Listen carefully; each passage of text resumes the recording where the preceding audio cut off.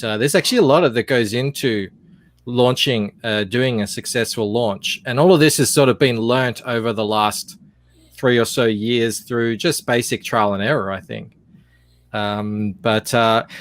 Stefani Renee is one of the people that we always point to who did this first step right, which is when you're not known by anyone, just come into the chats and say hello. Yeah, and talk to everybody. I just wanted to know everybody. Want to make some friendship. So I have to be in all chat available in Comsgate. Yeah, and that's exactly what you just said. You want to make friends.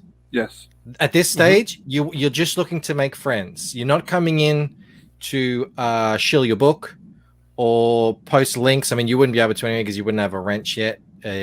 But just come in and say hello. And Stefani was doing that for a good 3 months leading up to the release of his book. So everyone knew him. He was a guy in the chat, and I think that's the number one thing to start doing if you're eventually going to be looking to having a successful launch. And then alongside that, it's about at the same time, get on, have a Twitter account or whatever, Instagram, Facebook, whatever you like more. I mean, I prefer Twitter, but I guess anywhere will do, and just start sharing your art. Yes. So, people kind of can start to get 2 and 2 together. Like, oh, that Stefani guy from the chat, have you seen his art? That's awesome, kind of thing. Yeah, that's right.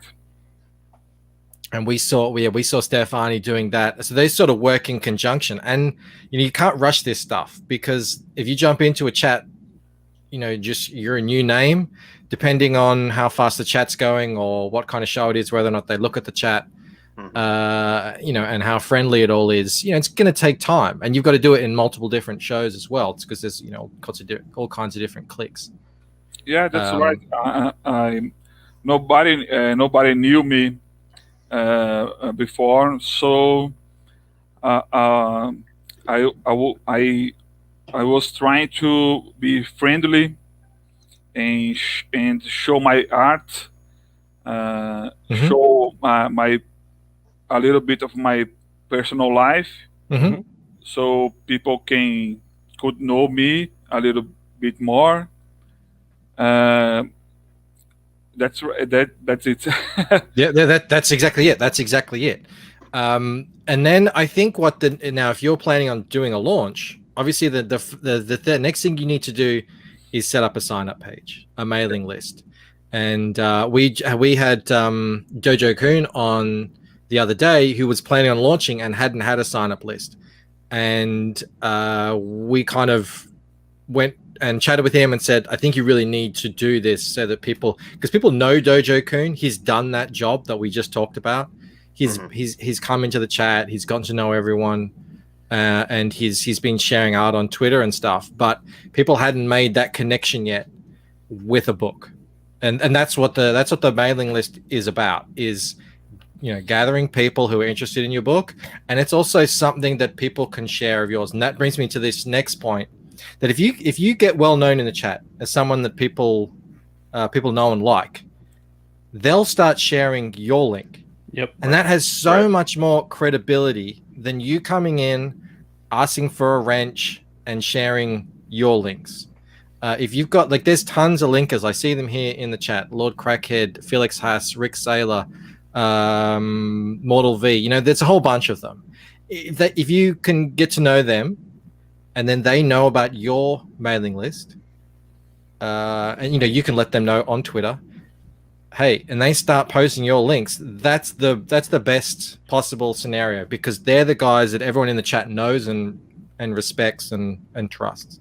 Right. So that's the sort of the next link in the chain. As you can see, it's sort of like a gradual ramping up of engagement.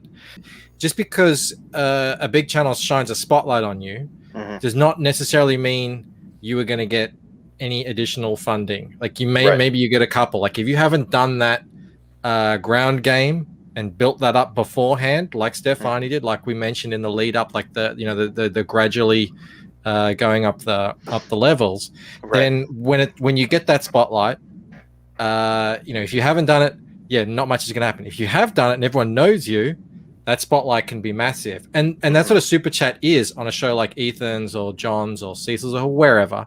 Right. Is a little spotlight. Maybe it's a 10-second spotlight, and then if people know, oh yeah, I know that guy, I know him from the chat on that other show, they'll be much more likely to check it out. Whereas if you just come in cold onto Ethan's show and just super chat him $10 and say, hey, I've got this book, it's called this, that, House CG, $10. Right. No one's going to look that up because they don't know you. You can't just go into the super chat from the start. Like there's actual time. And I think it's after the point that sort of regulars in the chat know who you are and are sharing out your link, you've got your mailing list, that's all happening. That's the time. And I know someone said earlier, I can't afford super chats. It's not integral. It's just if you do have a marketing budget for your campaign, you really can't do much better than having Ethan Van Sciver read it out. And potentially, he has done it sometimes, go and check out the campaign. Sure. Yeah, that's exactly what we treated it as in those early days. We were just like, all right, this is marketing. Like this $5-10 super chat, like 2 or 3 times a week, like that's all just advertising. Yep. Okay, what do I have next here? All right, here's something that I don't think many people do. I did it, and I was kind of forced into it by Rob Arnold, who's in the chat. He really pushed me to do it, and I probably wouldn't have done it otherwise. But man, in hindsight, set a date in advance for when you're going to launch. Probably like at least a month out, more if you can, but an exact date, and let everyone know. And every time you mention it, like you mention your book and your mailing list, it comes with the launch date, so everyone knows well in advance. There's a whole big thing happening now in CG where there are tons of books, and a lot of them are fantastic. And a lot of people are saying, look, I'm only backing 2 books, maybe 3 a month if you're lucky. They're not just going to drop everything on a dime because your new book comes out of the blue all of a sudden. So give the backers a chance to to plan, essentially.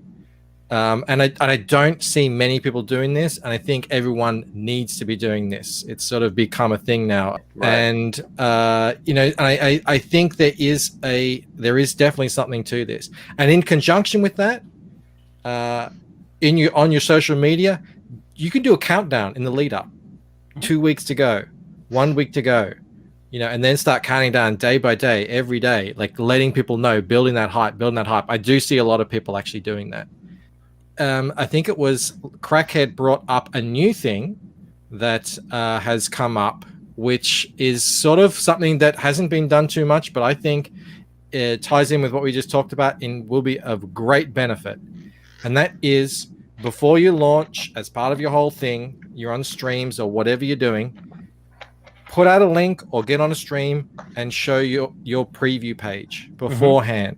And that leads so that many good things can come of that. Like, don't be bashful. You're going to get some criticism, take that on board, whatever. Sure. And people will point things out.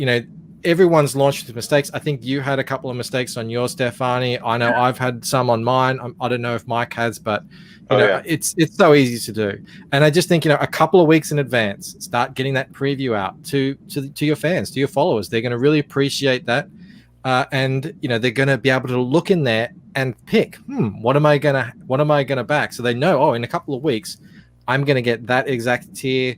They'll have time to mull it over. It won't be such a shock when it happens. I think that's something that all creators will probably start doing, because I think it's really going to pay off. That leads me into the next point, which is something that we noticed on the last couple of launch streams that we had on this show, is people really want to be backing, like, in the the first back, a second back, a third back, and it's like a badge that you can wear. I know I've done it as well. Like I said, I'm backing number 6 on cash grab, like, look at me kind of thing. And some people don't get that, but the whole point of it is, this whole reason why crowdfunding works so well is that it's sort of gamifying business and selling comics. It's become a game with numbers now. We've got points, backer numbers and high scores and all that sort of stuff. And people love to play the game. So if people love to play the game, let them play it. Let them, you launch on a stream. Now that brings me to the next point. So you launch on a stream live. You tell people we're about to hit the button, get ready, like be there, ready to refresh on the page. So they can get in there quick, and it's all part of a big game. The excitement builds and the thing goes off. And that's sort of, I think that's kind of best practice as to where we're at right now in terms of how to run a successful launch. Oh, and there's another thing that we just found out. Now, conventional wisdom, you would know this, Mike, having been around for so long. Conventional wisdom is get that goal as low as possible, because it games the algorithm, because when you go over it, Indiegogo recognizes, hey, this is 4,000% right, above goal. Now, we just had an event when we had Joe on. If he had set his goal to $1,000, he would have just blasted right through that, and we would have had 60 or 70 people in the chat, super excited, but not really have anything to reach for anymore. Sure. And he would have cost himself $1,500 to $2,000 because he set his goal at $3,000, and sort of maybe halfway through the show, people could get a sense, hey, we could actually hit this. The excitement just really built, and everyone wanted to get on board. Everyone wanted to be a part of him being funded on the show then and there, and it became a party. And he made, I reckon, at least another $1,500 that he wouldn't have if he had set his goal super low to kind of game the algorithm. So that's a new thing that is that's a bit more tricky to figure out, what's too high, what's too low, but it's definitely something to consider. This is one of the things where I'd really like to emphasize to people who are thinking about doing a campaign. As much as we say that there is conventional wisdom and there are things that work and don't work, every single campaign owner has to also factor in their own unique situation and try to do what makes the most sense for them. Everything that Mike says is perfectly sound. I think the general rule is a good one, which is make sure that you can raise enough money to get the thing done. Yeah. If you can go over, then, have in your mind, maybe some extras that you might be able to do, but make sure that you can pay for it. Now, I'm in a bit of a unique situation in the sense that I'm in a position where I'm paying for everything up front, regardless of how much the campaign makes. Sure. So for me, the calculus is a little bit different. And Mike, the reason why I'm bringing this up is because prior to the launch of Star Circuit, months ago, I had figured I would set my goal at 500 because, like you said, I wanted to game the algorithm and get as much promotion from Indiegogo automatically as I could. But in recent months, I've slowly been coming around to the idea that I should probably bump that up higher for the reasons that you stated. And after being on that stream with the launch of Star Circuit, it almost has me completely convinced that I'm going to set it, higher, somewhere maybe in the $5,000 range, something where if I do everything right on the front end, the way these guys, Mike and Stefani, have done for their recent campaigns, if I can build enough interest and hype and everything, I want to try and set it somewhere where I think it will definitely meet the goal, but still be low enough that I can still get the advantage to Indiegogo's discoverability algorithm. So it really comes down to what do you think will work for you as a campaign owner? Yeah, and you should. That's why a sign-up page is so good, because it will tell you what sort of range you're sitting in. So if you've got 100 signups and you wanna reach goal in the first day, setting your campaign to $5,000 is going to be a disappointment. That's far too high for you. But if you've got 500 signups, maybe that's a good sign. Maybe that's a good place to do it. Well, I think that's that's been a very fruitful discussion. I think we've covered pretty much all the bases. Anyone out there who is thinking of launching, this isn't set in stone stuff. It's just kind of what we've learned through trial and error. And any fan out there who has who's you're the guys who back. So if you have anything comments or whatever to add, make sure you leave a chat or a comment if you're watching the show afterwards. But I think that's pretty much what we covered. Thank you as well. So thank you, Joe, Mike, Stefani, Hal the chat, sexiest chat in CG. Thank you all so much. You guys rock. You guys rock just as hard as you do every day. You know that. And we're gonna have another show tomorrow, and I'll see you then. All right.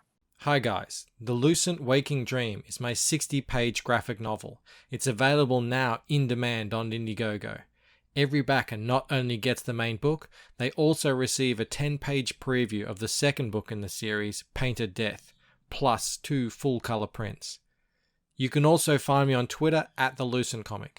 Why not come hang out with us?